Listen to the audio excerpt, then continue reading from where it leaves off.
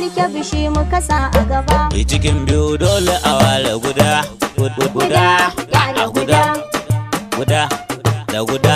Ku ɗauki guda ku kyale A guda. kwamandan gona in Kebbi ya samu faɗa. Ku ɗauki guda ku kyale guda. Barewa ba ta ɗai da gada. Ku ɗauki guda ku kyale Ya ce guda. a cikin biyu Kebbi mu ɗauki guda. Ku ɗauki guda ku kyale guda. Mai son mai shi zai ɗauki gyaɗa.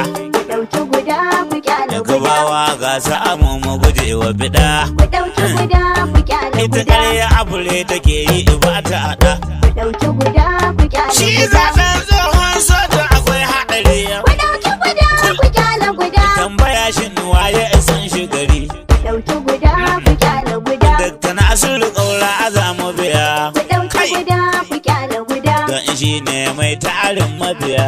Ku ɗauki guda ku kyale Shi ma guda. tsohon kwano yoyo shi ka yi. Ku ɗauki guda ku kyale Ya abar guda. mabiyansa cikin mugun yanayi.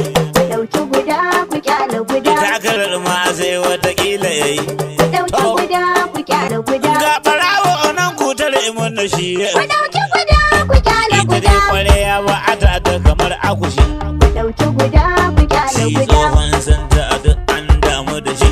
Ku ɗauki guda ku kyale To mai guda. haure shi ike cin tantakwashi. Ku ɗauki guda ku kyale Kebbi guda. kauran gwando ake ƙauye da gari. Ku ɗauki guda ku kyale guda. Yan Kebbi da shi muka alfahari.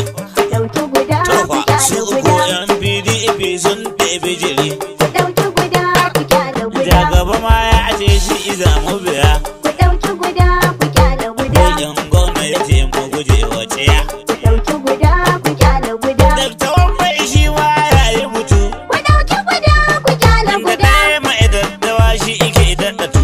Ku ɗauki guda ku kyale guda. Duk muna layin ƙauran gwando ba a za mu bi shirmin yan iya ba.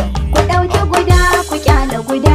Gabawa kun san wannan nufa. Muna layin kauran gwando a jihar Kebbi shi muka sa a Ku gaba. lura ku doki guda, ku ƙyale guda. Kuma kun san wannan nufa. Muna layin ƙauran gwando a jihar Kebbi shi muka sa a gaba. Maganar sanata kowa ya sani santa ɗan ba gudu za mu biya. Ku ɗauki guda ku kyale guda. Rashin gode Allah ya isa tsohon santa ya yadda fitiya.